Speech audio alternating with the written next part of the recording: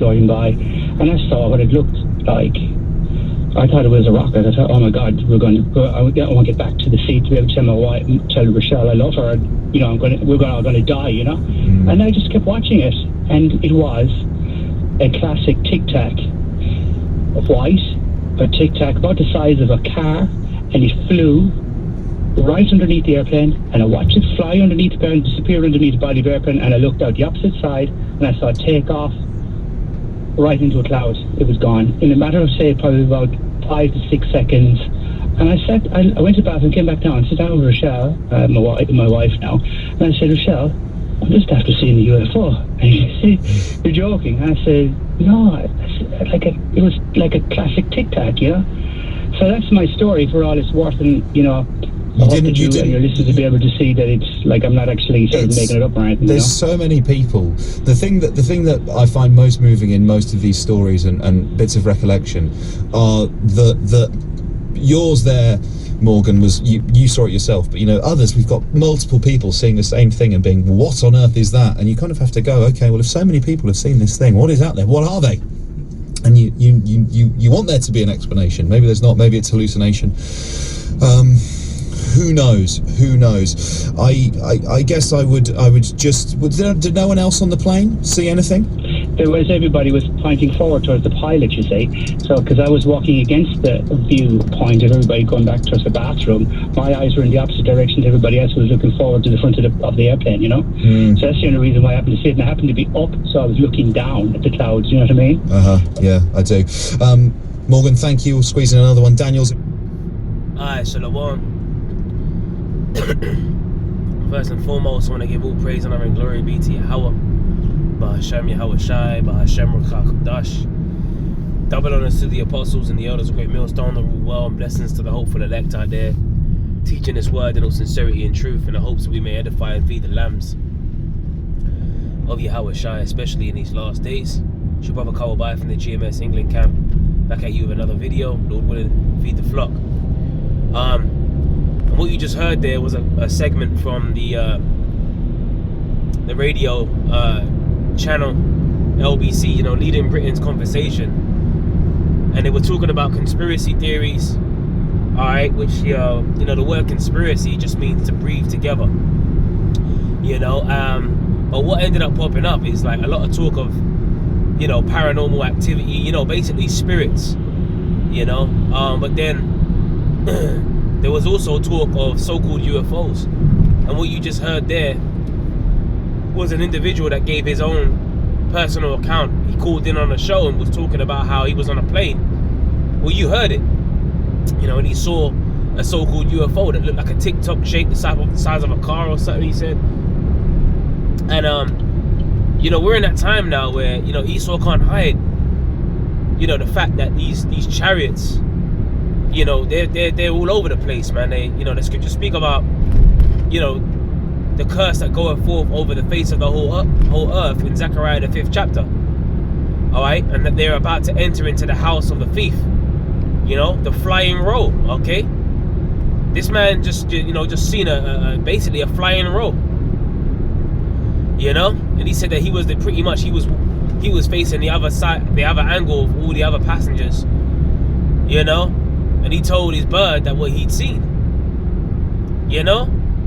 But the thing is, it's like when you say these things, like, you know, you're a so-called conspiracy theory, and they like to label conspiracy theorists nuts, you know. Because I was watching that movie that was recommended for us to watch, or mentioned by Elder Apostle Tahar, and he was like, you know, racist ass Mel Gibson. You know, he was in a film called Conspiracy Theory, you know, with Julia Roberts. You know, she keeps popping up of late. She was in that movie Leave the World Behind with that corny ass acting. But what I noticed what they did in what's it called, in Conspiracy Theory, the movie, they actually made Mel Gibson, they actually made him look crazy and wacky as hell. And if you notice, that seems to be the common theme, right? Whether you got the whistleblowers or the insiders, you know, or Jake, that have been pretty much compromised, and for their corruptible crown they sold their soul to Esau, and then they come out, you know, quote unquote out in the industry or out in this or out in that, you know, speaking about the elites, speaking about the small hats. Like recently you just had Kanye, you know, come out and he was, you know, speaking about the Rothschilds, man. Which who's been talking about the Rothschilds for the longest? You know, the apostles and the elders. They've been telling us about the wicked banking elite. Alright, the Rothschild family. Alright, and the elites, you know, other families of Esau, Edom, the elites. You know, the Schiffs, the Warburgs, the Gettys, DuPonts, the DuPont family. You know, let's not talk. Hey, well, let's talk about them. You know, they have a heavy hand in poisoning people and are responsible for the higher cancer rates that are out here through the Teflon, you know, and the non-stick frying pans and all, or waterproof jackets that you be wearing and so on and so forth. And they coat these materials in something called forever chemicals, which pretty much increase, you know, the risk of you getting cancer. And they show you that in the movie Dark Waters. Okay, so these ain't like, you know, nut jobs that are coming out with these things. These are actual facts. You know, like we can actually like pull up, and Esau puts it in his movies. He's actually, well, you know, there's a saying, you know, hidden in plain sight, and that's why the scripture says in 2 Corinthians 2:11, you know, lest Satan should get an advantage of us, for we are not ignorant of his devices. We're not supposed to be ignorant of Satan's devices, man. Okay, we're not supposed to be ignorant of that. The scripture speak about what the Apostle Paul says: see then that you walk circumspectly, as wise and not as fools, redeeming the time because the days are evil. You want to call us nut jobs because we want to expose the fact that you're spraying the air with chemicals and you're polluting the food that we got to eat. You know? I mean, and that lines up with biblical prophecy, that Ezekiel 4 and 13. And the scripture said that the children of Israel shall eat their defiled bread among the Gentiles. Like, we're eating our food defiled, man. Okay, and who do you have to thank for that? Esau. Okay, he's polluting the food that we eat. So that's all a part of biblical prophecy that we're living in right now. Alright, but back to the point, you know, this individual that spoke about his experience with the so-called UFOs on that plane. You know, hey, the scriptures tell us that, because he said that the UFO just disappeared into the clouds. Well, the scripture says that Yahweh Shai, you know, it says Revelation 1 and 7, behold, he cometh with clouds, and every eye shall see him. So Yahweh Shai, you know, he's coming back on a so-called UFO. He's coming back on a giant ship, you know? And you got to be spiritual to understand that. And if you're one of those people on the other side of the fence and, you're just nuts if you believe that UFOs are real and this and that. Well, what about the Pentagon? Didn't the Pentagon came out and they had to do a report on 144 UFO sightings? You know, and that wasn't even too long ago. So we can't be chatting out of our ass. Alright, now you got the Pentagon having to make reports about it. Okay? So these are facts, bro. These are actual facts, that there are so-called UFOs out there, but they are the chariots of the Lord. And guess what? There's angels in them. Alright, the scriptures tell you that in Psalms 68. I think it's Psalm 68. The angels, the chariots of the Lord, alright, are 20,000, even thousands of angels. The Lord is among them as in Sinai in the holy place. Alright, because when Moses was receiving the laws and the commandments written on tablets of stone, the Lord did that, right, with laser beam technology. Okay, the scriptures speak about that, the fiery law. Okay, so you got people out there that are just not into, you know, the things that we are into spiritually. Alright, because the Lord has blinded their minds. He doesn't want them to believe it. He doesn't want the wicked of our people to wake up to the fact that they are in fact indeed the chosen people, and that the Lord is coming back to save his elect. He doesn't want them to believe in that, because he wants them, you know, he's poured upon them the spirit of deep sleep.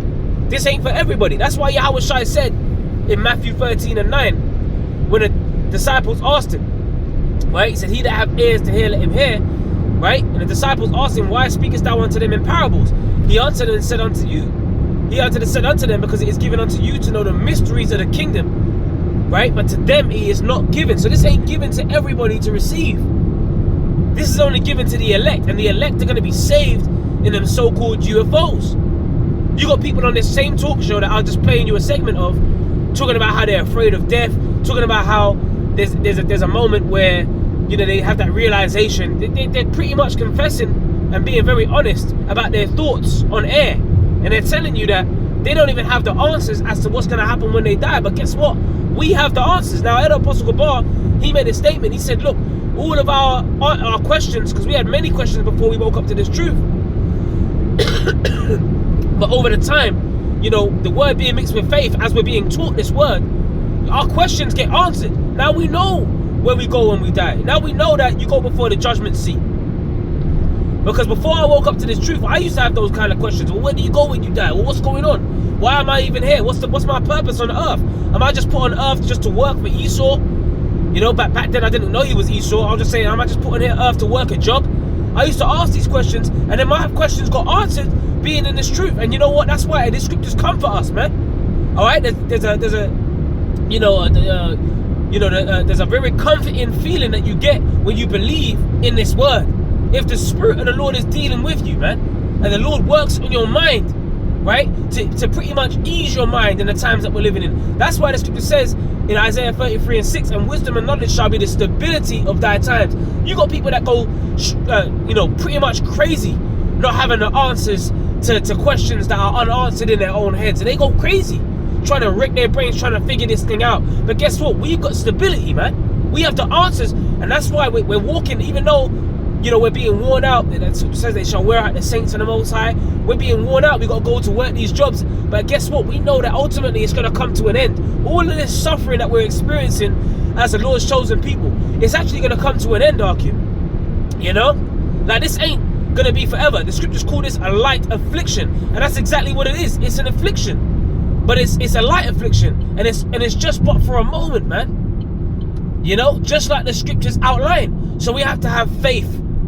Okay, we have to have faith, right? And spiritual. You see the number plate on this, on this car in front.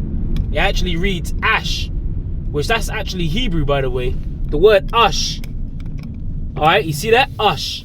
The last three letters. The word Ash means fire, man. So the Lord is going to end Babylon the Great by way of thermonuclear destruction. What does the scripture say about in Isaiah 9:6 for every, or Isaiah 9:5, excuse me, for every battle of the warrior is with confused noise and garments rolled in blood, but this shall be with burning and fuel of ash, fire. You know? So that's how the Lord is going to end Babylon the Great.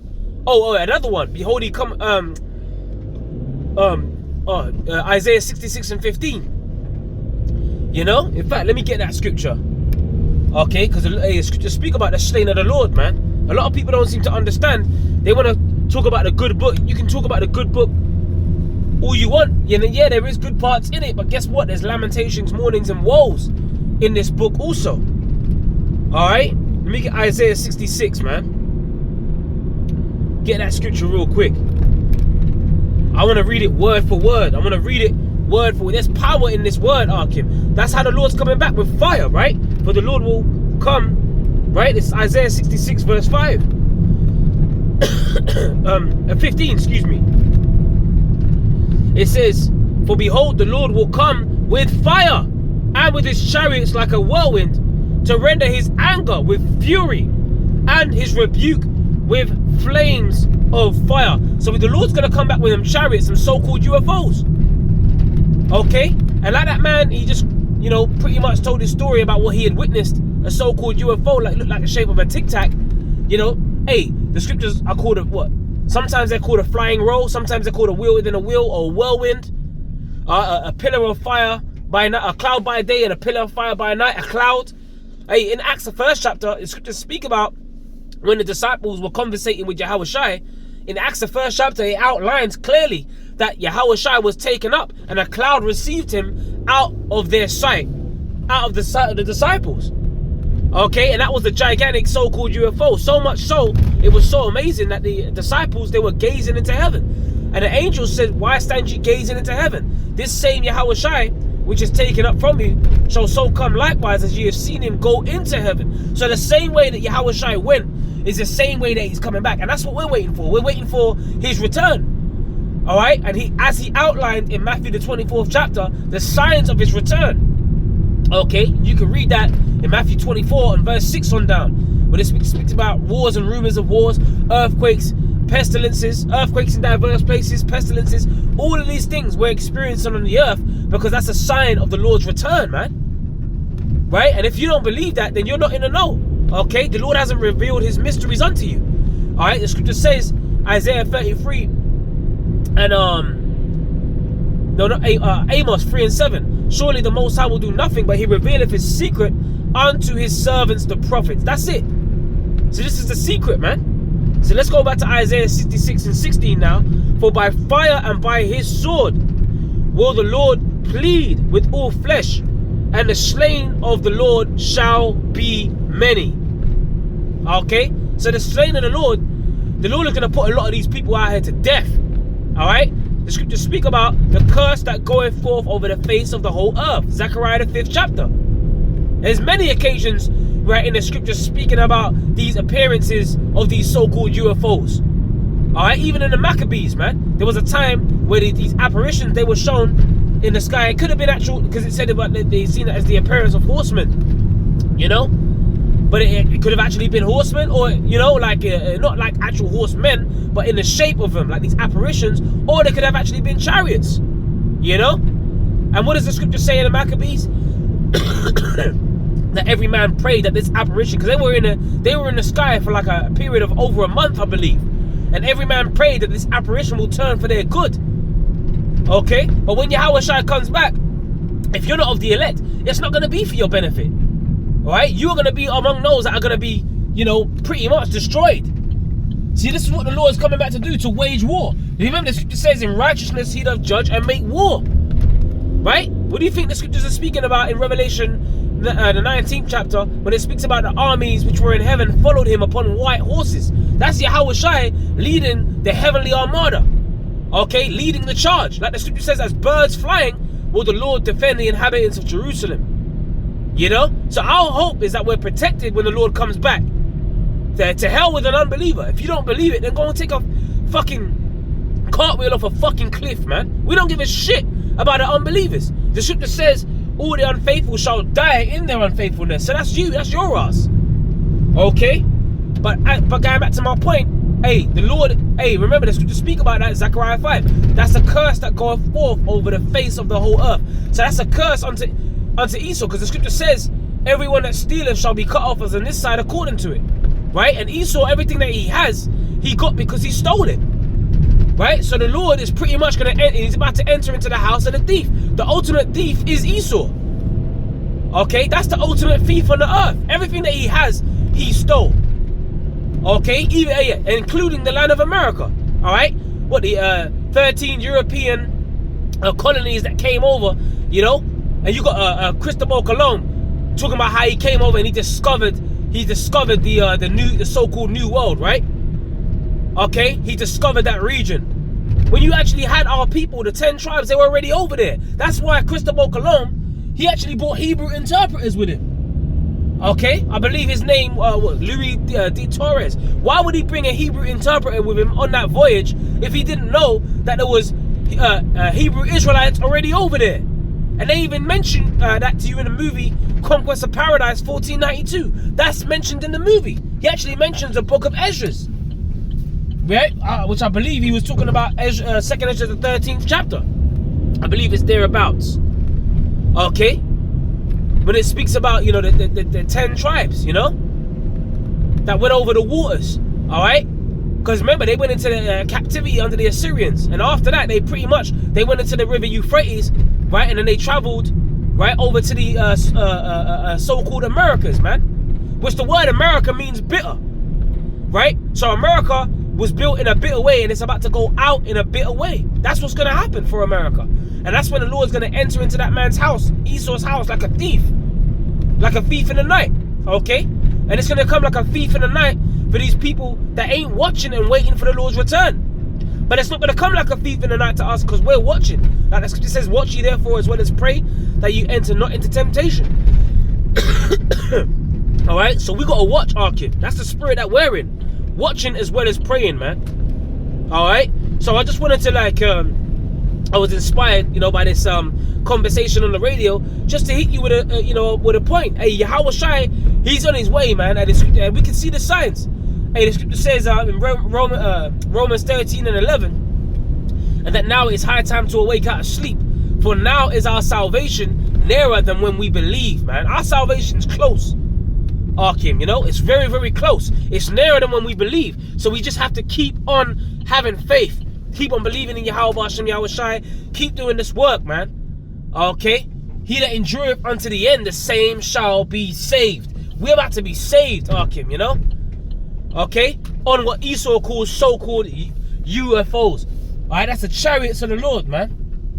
Okay, the scriptures speak about who walketh upon the wings of the wind, who maketh his clouds his chariot. Alright? So that's talking about them so-called UFOs. That's the fashion in which the Lord is about to come back in. Alright? And it takes faith to believe that. Faith being mixed with the word. But it's not going to profit you if you don't have the gift of faith. Ephesians 2:8. Right? To speak about the gift of faith, right? But unto us was the gospel preached as well as unto them. But the word preached did not profit them, not being mixed with faith in them that heard it. Right? Hebrews 4:2. So it takes faith to be mixed with this word. And if you ain't got that gift of faith, it's not going to profit you, Arkim. You know? You know? I mean, no, it's going to profit you, Arkim, but it's not going to profit, you know, I mean, I'm talking to you, Arkim, about that. You know, it's not going to profit those that are not, you know, that don't have the gift of faith. That's what I mean, Arkim, you know? So that's what I'm saying, man. So with that, man, if you don't have the gift of faith mixed with the word, you out there, man. You just out there floating in Deep Space Nine. You're in a dark state of mind. You ain't got the answers. And you're damn sure not going to have stability. You know, just like people that are calling into the show, they don't have the answer about what's going on, and that there's, you know, the spiritual realm and this, you know, the so-called UFOs. They don't have the answers, but we got the answers, man. Stability of thy times. So with that, man, I pray you were edified. Shalom.